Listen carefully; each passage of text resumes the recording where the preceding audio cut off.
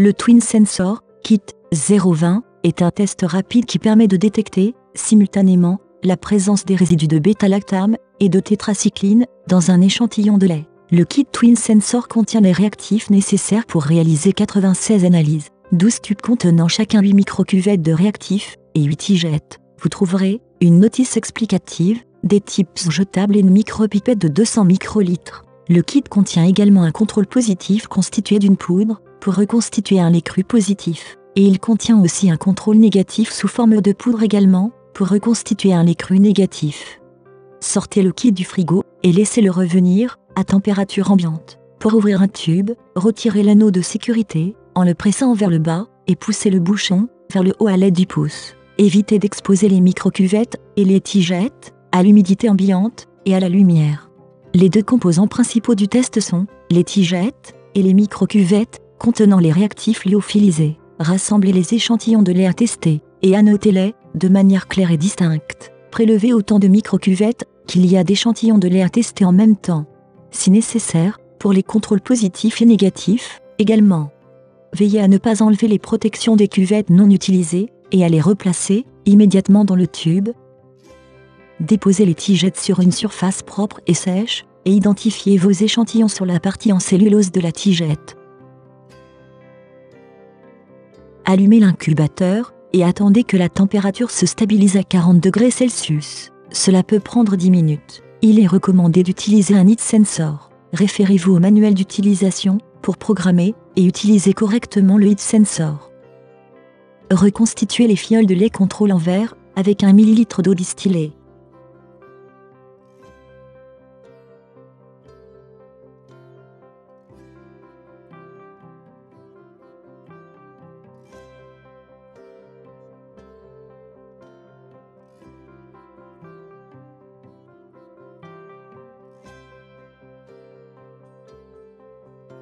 Mélangez vigoureusement pour obtenir une solution homogène. La fiole en verre reconstituée peut se conserver à moins 20 degrés Celsius, mais elle ne doit pas être décongelée plus d'une fois.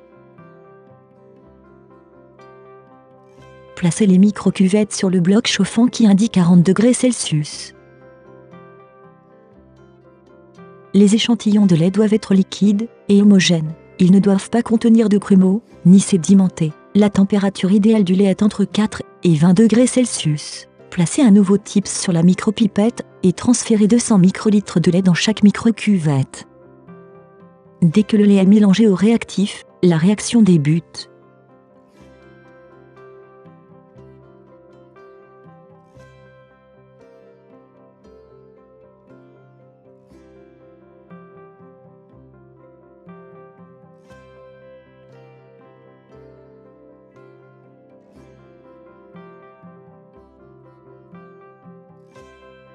Mélangez donc rapidement et enclenchez le chronomètre en appuyant sur Start pour commencer la première incubation de 3 minutes.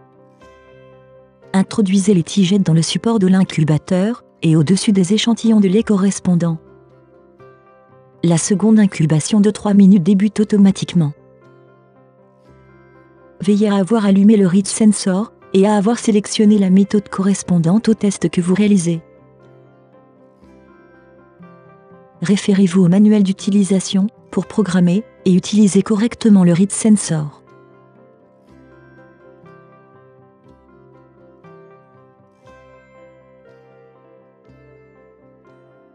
Lorsque la seconde incubation de 3 minutes est terminée, retirez les tigettes de chaque microcuvette et déposez-les sur une surface propre et sèche. Retirez délicatement la membrane inférieure de la tigette. Vous devez interpréter les résultats dans les 15 minutes qui suivent la fin du test. Notez que les couleurs s'intensifient en séchant.